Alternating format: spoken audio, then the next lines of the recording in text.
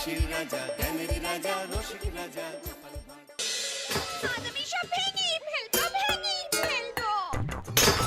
অনেক হয়েছে, আর সহ্য হচ্ছে না। আমি সব ভেঙে ফেলবো, ভেঙে ফেলবো। মানে ও গিন্নি গো, একটু শান্ত হ, একটু কথাটা শোনো। না না, আমি আর কিচ্ছু শুনবো না। এক সপ্তাহ সময় দিচ্ছি, তার মধ্যে মহারানীর মতো ওই সীতাহার আমার চাই চাই চাই। আহা, কিন্তু গিন্নি ওটার যে অনেক দাম। আমার কি আর মহারাজের মতো অত টাকা আছে বলো? এই শোনো, তোমার কি আছে আর কি নেই তা আমার খুব ভালো করে জানা আছে, বুঝলে? কিন্তু গিন্নি, একটা কথা কান খুলে শুনে রাখো, এবারে যদি তুমি ওই সীতাহার আমাকে গড়িয়ে না দাও, আমি তাহলে চিরদিনের মতো বাপের বাড়ি চলে যাব। এই আমি বলে দিলাম। আচ্ছা ফাঁপড়ে পড়লাম আমি, কি যে করি। দূর, আর ভালো লাগে না।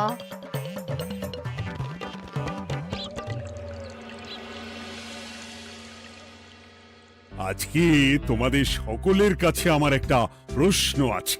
বলুন মহারাজ। আচ্ছা, ধরো তোমরা যদি এ রাজ্যের লোক না হতে, অন্য কোনো রাজ্যের হতে, তাহলে তোমাদের কাছে কৃষ্ণনগর কেমন মনে হতো? মহারাজ, এক কথায় বলতে গেলে সমৃদ্ধ শক্তিশালী রাজ্য। বেশ, তা হঠাৎ এমন প্রশ্ন মহারাজ? আসলে বেশ কিছুদিন ধরেই আমি একটা কথা ভাবছিলাম। ঈশ্বরের দয়ায় আমাদের সবই আছে, তবু রাজ্যকে আরো শক্তিশালী ও অন্যান্য রাজ্যের সাথে সুসম্পর্ক বজায় রাখা একটা রাজধর্মে পড়ে। ঠিক বলেছে। ঠিক বলেছেন। বলি, তুমি কি এসব কথা কখনো ভাবো মন্ত্রী? হ্যাঁ, মানে আগে রোজ না, কিন্তু কখনো সখনো বোধহয় ভেবেছিলাম। কবে শুনি? ওই তো কিছুদিন আগে, ওই সেদিন। এটা ঠিক কোন সেদিনের কথা বলছেন মন্ত্রী মশাই? যেদিন আকাশে ওই দুটো সূর্য উঠেছিল? তোমাকে সবকিছুতে ফোড়ন কাটতেই হবে না গোপাল, হ্যাঁ? কি আর করি বলুন, আপনার কষ্ট যে আর সহ্য হয় না। যাই হোক, মুদ্রা কথা হলো, এসব কথা মাথায় রেখে এখন আমাদের কিছু করা উচিত। কিন্তু কি করা উচিত সেটা আমি ঠিক বুঝতে পারছি না। এই একটা করে রসগোল্লা খাওয়ালে কেমন হয়? এই, তুমি থামবে? মহারাজ, আমার কাছে একটা উপায় আছে। 10 দিনের একটা মিলন মেলার আয়োজন করলে কেমন হয়? খুব বাজে হবে। একটা মেলা কত ঝামেলার কাজ সেটা বোঝো? একেই কত খরচ, তার উপর আবার অনেক লোক। মোটেই না, এটা তো দারুণ বুদ্ধি দিয়েছো গোপাল। এমন কিছুই তো চাইছিলাম। ধুর, আজ সবকিছুই আমার বিপক্ষে মনে হয়। দিনটাই খারাপ, আমি বরং চুপই থাকি। তাহলে সবাই শোনো, 1 সপ্তাহ পর কৃষ্ণনগর এক বিরাট বড় মিলন মেলার আয়োজন করছে, আর তার জন্য লোকজনকে নিমন্ত্রণ করার কাজ দেখবে গোপাল। যথা আজ্ঞা মহারাজ। আর মন্ত্রী, ভালো করে শুনে রাখো, মেলা প্রাঙ্গণ সাজানো, ঠিকঠাক নিরাপত্তা, এসব তোমার দায়িত্ব। আচ্ছা, কিন্তু বলছিলাম যে সবকিছু ভালো করে করতে গেলে খরচও তো। ওসব নিয়ে তোমাকে চিন্তা করতে হবে না। যত খরচই হোক আমাকে বলো, আমি দেব। আরে বাস, তো দারুণ ব্যাপার। এই ফাঁকে যদি কিছু আমারও লাভ হয়ে যায়, তাহলে গিন্নির গলার হারটার কিছু একটা করতে পারবো। বেশ, তাহলে প্রত্যেকে নিজেদের কাজ শুরু করে দাও।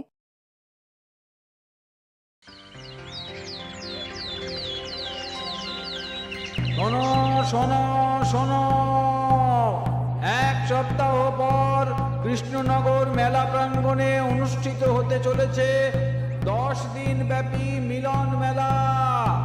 সকল গ্রামবাসীকে এই মেলায় আসার জন্য আমন্ত্রণ জানানো হচ্ছে।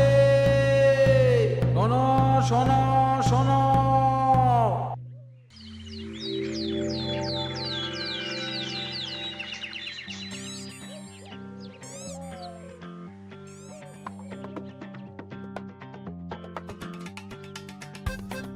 বাহ বাহ বাহ, ঠিক যেমনটা চেয়েছিলাম তেমনটাই হয়েছে। আর এসব কিছুর জন্য আমি গোপালকে ধন্যবাদ জানাতে চাই। কি যে বলেন মহারাজ, এই কৃষ্ণনগর তো আমার নিজেরই পরিবার। সেসব আমরা খুব ভালো করেই জানি গোপাল। আদিক্ষেতা একেবারে উতলে পড়ছে, এসব দেখে গা জ্বলে যায়। তোমার এই এত ভালো বুদ্ধি দেওয়ার জন্য আমি তোমাকে 50টি স্বর্ণমোহর উপহার দিতে চাই। এটা কি হলো? এরকম হলে কিন্তু আমি খেলবো না। কেন মন্ত্রী, তোমার আবার কি হলো? আমিও তো মেলার আয়োজন করেছি, তাহলে গোপাল একা কেন উপহার পাবে? সে তো মেলার জন্য অনেকেই কাজ করেছে, কিন্তু আসল বুদ্ধিটা তো দিয়েছে গোপালই। মন্ত্রী মশাইয়ের বোধহয় খুব হিংসা হচ্ছে। ঠিক আছে মহারাজ, আপনি বরং এই উপহার সকলের সাথে ভাগ করে দিন। না গো, কোনো ভাগ চাই না, তোমার উপহার তুমিই রাখো। যত সব।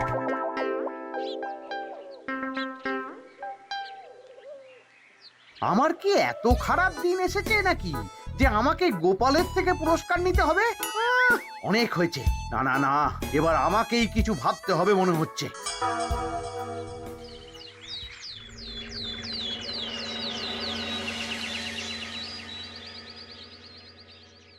আমার আমার সব শেষ হয়ে গেল গো, সব শেষ হয়ে গেল। এবার এবার আমার কি হবে? মহারাজ, মহারাজ কিছু একটা করুন, মহারাজ কিছু একটা করুন। চিন্তা করো না, আমি দেখছি, যারা দোষী তারা শাস্তি পাবেই। কি শুরু হলো বলো তো হঠাৎ করে? এত বড় বড় চুরি ডাকাতি হয়ে গেল, অথচ কেউ কোনো টেরই পেল না। হ্যাঁ মহারাজ, আসলে রাতের বেলা যখন সবাই ঘুমিয়ে থাকে তখন এই চুরি ডাকাতিগুলো হয়, তাই কেউ কোনো শব্দ পায় না। ভালো করে অনুসন্ধান করো, যে বা যারা এই কাজ করছে তাদের যত তাড়াতাড়ি সম্ভব ধরে ফেলতে হবে, নইলে তো আমাদের প্রজাদের অনেক ক্ষতি হয়ে যাচ্ছে। হ্যাঁ মহারাজ, আপনি কোনো চিন্তা করবেন না। কোথায় আনন্দ করে সব প্রজারা মেলা ঘুরবে তা নয়, আবার এই উটকো ঝামেলা। একটা কথা বলছি, কিছু মনে করবেন না। আসলে এই ঝামেলার কারণ হলো গোপাল। আমি ঠিক জানতাম কোনো না কোনো ভাবে আপনি আমাকে দোষ দেবেন। সত্যি তো, এসবের সাথে গোপালের কি সম্পর্ক? ওরই তো সম্পর্ক আছে মহারাজ। মেলা শুরু হলো আর তার সাথে চুরি ডাকাতিও। আর যদি গোপাল মেলার বুদ্ধিটা না দিত তাহলে রাজ্যে এত চুরি ডাকাতিও বাড়তো না। মানছি মন্ত্রী মশাই, মেলার বুদ্ধিটা আমার, কিন্তু মেলার নিরাপত্তা রক্ষা তো আপনার দায়িত্ব ছিল। যদি মেলা থেকেই এই ঝামেলা শুরু হয় তাহলে তো আপনার কাজেও ফাঁক আছে। মুখ সামলে কথা বলো গোপাল। আহ, তোমরা একটু থামবে? এখন নিজেদের মধ্যে ঝামেলা করার সময় নয়। সবাইকে একসাথে কাজ করে আসল চোর ডাকাতদের ধরতে হবে, তারপর বোঝা যাবে কার দোষ ছিল আর কার নয়। আগে মহারাজ।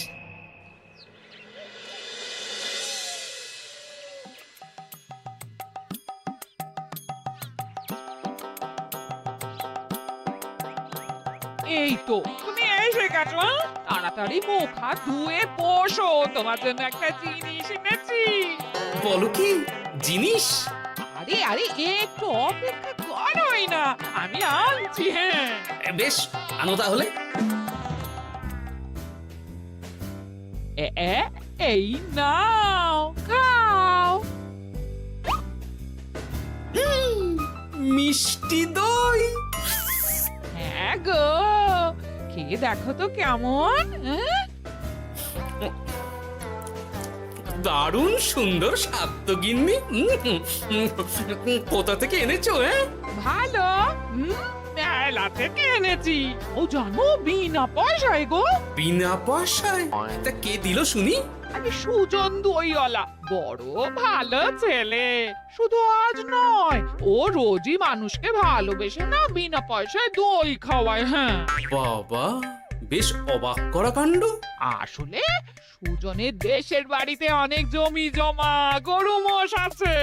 ও তাই বলে ওর টাকা পয়সার নাকি কোনো দরকার নেই, তাই ও বিনা পয়সায় খাওয়ায়। হ্যাঁ বুঝলাম। বাবা, খুব ঘুম পাচ্ছে এখন। ও গিন্নি, শোনো না, আমি বরং একটা ঘুম দিই এখন, বুঝলে? তুমি বরং বিকেলে আমায় একটু ডেকে দিও, ওর কাজ আছে। আচ্ছা বেশ। তোমাদের জন্য সেটাই ভালো, কারণ এমনিতেই মহারাজ চোর ডাকাত ধরার জন্য প্রহরীর ব্যবস্থা করছে পুরো রাজ্যে। না না না, সে নিয়ে আপনি চিন্তা করবেন না।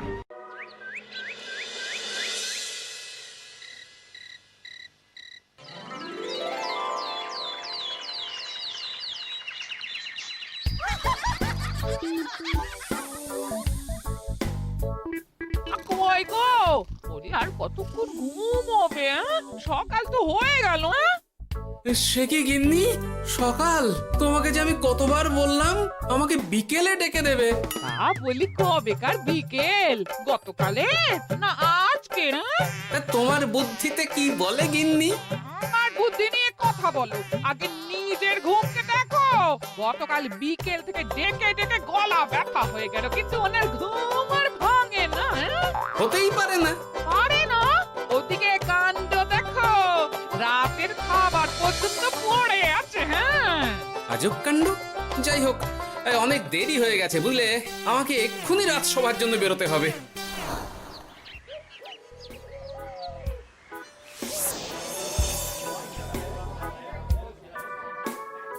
বাবা, এত ভিড় কি আছে এখানে? একটু কাছে গিয়ে দেখি তো। সত্যি সত্যি ভাই সুজন, তোমার হাতে জাদু আছে। এত সুন্দর মিষ্টি দই, এ স্বাদ ভোলার নয় ভাই। আচ্ছা, তাহলে এই হলো সুজন দইওয়ালা। ভালো মিষ্টি দই আছে, নেবে নাকি গো? পয়সা লাগবে না। জানি তো, সত্যি দারুণ স্বাদ এই দইয়ের। আমি খেয়েছি তো। তবে আজ নেব না গো, কাল এসে নিয়ে যাব। আচ্ছা আচ্ছা আচ্ছা।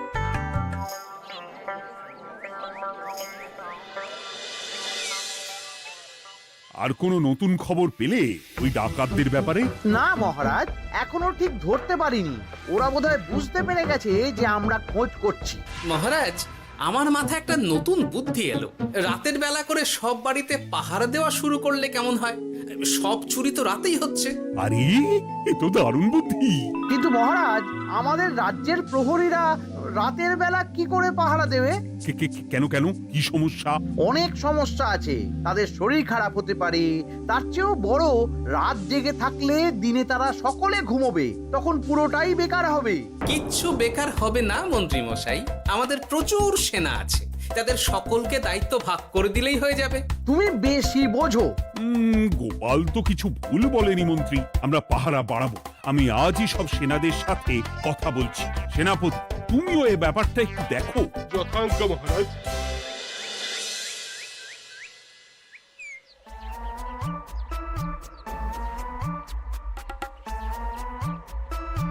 চোর ডাকাতদের ধরার জন্য যদি একটা সূত্রের হদিশ পাওয়া যায় তাহলেই কেল্লা ফতে, কিন্তু সেটাই পাওয়া যাচ্ছে না বলেই এত সময় লাগছে। আরে, ওটা মন্ত্রী মশাই মনে হচ্ছে না? আড়ালে দাঁড়িয়ে এরকম কার সাথে কথা বলছে? এবার আমি যা বলছি ভালো করে শোনো। আজ রাতে মেলার পিছনের দিকে যে মাঠটা আছে সেখানে চলে এসো। বাকি কথা ওখানেই হবে। এই জায়গা নিরাপদ নয়। বেশ রহস্যজনক ব্যাপার। মেলার পিছনের মাঠ বললো না? রাতে আমাকেও দেখতে হবে কি হয় সেখানে।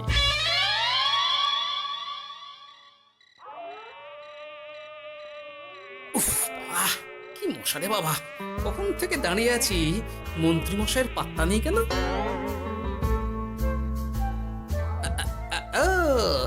ওই তো চলে এসেছে। এই যে আমার সোনার হাটটা কই? হ্যাঁ, পই পই করে বলেছিলাম আমার ওটা চাই। আগে কি আর বলি বলুন তো, ওই হাটটা আমাদের দলের প্রধানের খুব পছন্দ হয়ে গেছে, তাই কোনোভাবেই ওটা দিতে পারলাম না। কি এত বড় সাহস! আমার বলার পরেও তুমি এরকম করলে? বড় ভুল হয়ে গেছে মন্ত্রী মশাই, এবারের মতন ক্ষমা করে দিন, আর হবে না, এই কথা দিচ্ছি। তোমাদের জন্য সেটাই ভালো, কারণ এমনিতেই মহারাজ চোর ডাকাত ধরার জন্য প্রহরীর ব্যবস্থা করছে পুরো রাজ্যে। না না না, সে নিয়ে আপনি চিন্তা করবেন না, আমাদের ধরা পড়ার কোনো সুযোগই নেই। কারণ যে পরিমাণ ওষুধ আমি আমার দইতে মিশিয়ে দিই সেটা একবার যে খাবে মরার মতন ঘুমোবে। বাহ বাহ বাহ, সে তো খুব ভালো। করো করো। তার কোনো নতুন খবর পেলে? মেলা তো শেষের দিকে। হ্যাঁ পেয়েছি। পাশের গ্রামে বলরাম নামে এক বড় মহাজন আছে। পরশু তার মেয়ের বিশাল ধুমধাম করে বিয়ে। শেষ একটা বড় দান মারতে পারলেই আপনার আমার দুজনেরই শান্তি। আচ্ছা, এই ব্যাপার তাহলে। এসব কিছুর পেছনে মন্ত্রী জড়িত। এইবার বুঝতে পারছি কেন রাতের পাহারাতে ওনার এত আপত্তি ছিল। কিন্তু ওই লোকটা কে? ঠিক আছে, এখন যাও, একটু সাবধানে কাজ করো আর আমার পাওনাটা ঠিকঠাক দিও, কেমন? সে কি সুজন দইওয়ালা? এবার আমার কাছে পুরো ব্যাপারটা পরিষ্কার হয়ে গেছে। না, কালই মহারাজকে সব জানাতে হবে, আর এদের হাতে নাতে ধরার জন্য একটা উপায় ভাবতে হবে।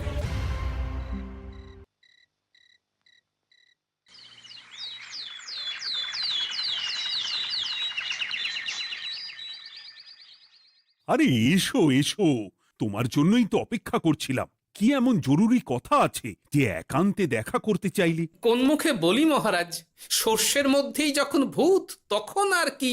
মানে একটু খুলে বলো তো কি হয়েছে? আমাদের রাজ্যের এই এত বড় বড় চুরি ডাকাতির পিছনে কারা আছে সেটা আমি জানতে পেরে গেছি মহারাজ। হ্যাঁ, এ তো দারুণ খবর। তাহলে আমরা এখানে কি করছি?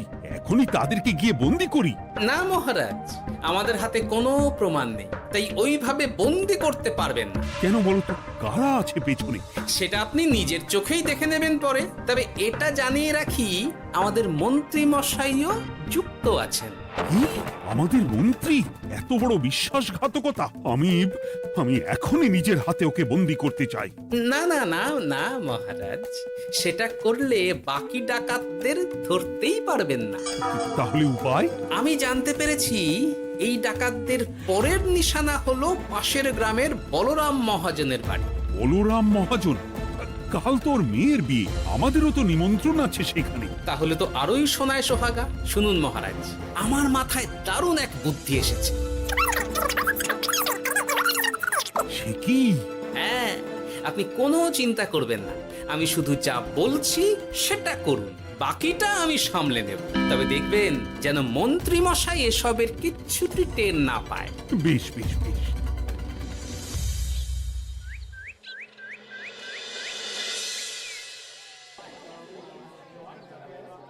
আর তো কিছুক্ষণ, এরপরেই তো সন্ধে নামবে।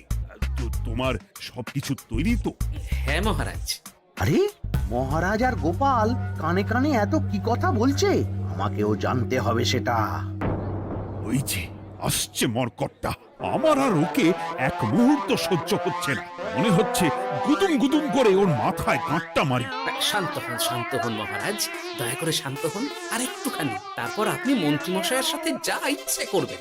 ওর আমি বরং অন্যদিকে যাই। মুখ দেখলেই আমার মাথাটা গরম হয়ে যাচ্ছে। সেই ভালো। কি হলো ব্যাপারটা? যাই হোক, আর তো কিছুক্ষণ, তারপর আমার বিশাল লাভ হবে। বরং ততক্ষণ আমি পেট পুজো করি।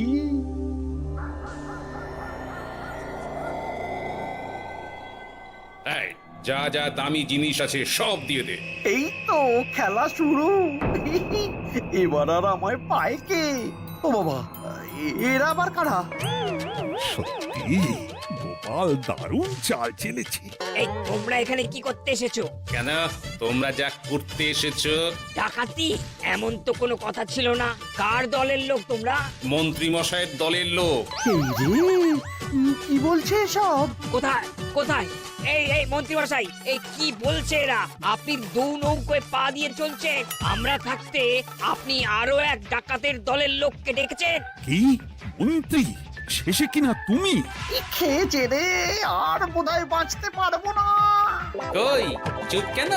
বলুন, মন্ত্রী মশাই সোনার হার ডাকাতি করে আপনাকে দেওয়ার জন্য এখানে ডেকেছেন। কি সোনার হার আমাকেও তো একই কথা বলেছে। আপনি আমাদের থেকে খবর নিয়ে অন্য দলকে কাজ দিয়েছেন। এই না না, মিথ্যে কথা। কিসের মিথ্যে? আপনি ছাড়া তো আর কেউ জানতো না এখানের কথা। না গো, আমি শুধু তোমাদেরকেই কাজ দিয়েছি একদম শুরু থেকে। আর কোনো ডাকাতের দলকে আমি চিনি না, আমি তো নিজেই প্রথম শুনছি। মন্ত্রী, লজ্জা করে না তোমার? তুমি আমার প্রজাদের এইভাবে ঠকাচ্ছিলে। ইয়ে মানে মহারাজ, আমি আসলে অনেক হয়েছে মন্ত্রী মশাই, আপনি ধরা পড়ে গেছেন। প্রহরী, বন্দি করো সবাইকে, আর মন্ত্রীকেও। আমাকে ক্ষমা করে দিন মহারাজ, আমি ইচ্ছা করে এটা করিনি। আসলে আমার গিন্নি কদিন ধরেই মহারানীর সীতাহারের মতো দেখতে হার বায়না করেছে। তার জন্য তুমি নিজেদের লোকেদের থেকেই চুরি করবে? আর কি করব বলুন, এক সপ্তাহের মধ্যে হার না দিলে বাড়ি ছেড়ে চলে যাবে বলেছে। তাই আমি এখন আপনি যেটা করেছেন সেটা যদি আপনার গিন্নি জানতে পারে তাহলেও বাড়ি ছেড়ে চলে যাবে। শাস্তি তো তোমাকে পেতেই হবে মন্ত্রী। আয়, কে আছো? শোনো, মন্ত্রীকে মুখে কালি মাখিয়ে গাধার পিঠে বসিয়ে সারা রাজ্য ঘোরাও, এটাই ওর যোগ্য শাস্তি। আর গোপাল, তোমার বুদ্ধির প্রশংসা করতেই হয়। তোমার পুরস্কার আমি কাল রাজসভায় দেব। দূর দূর, জীবনে বিয়ে করাই ভুল হয়েছে আমার।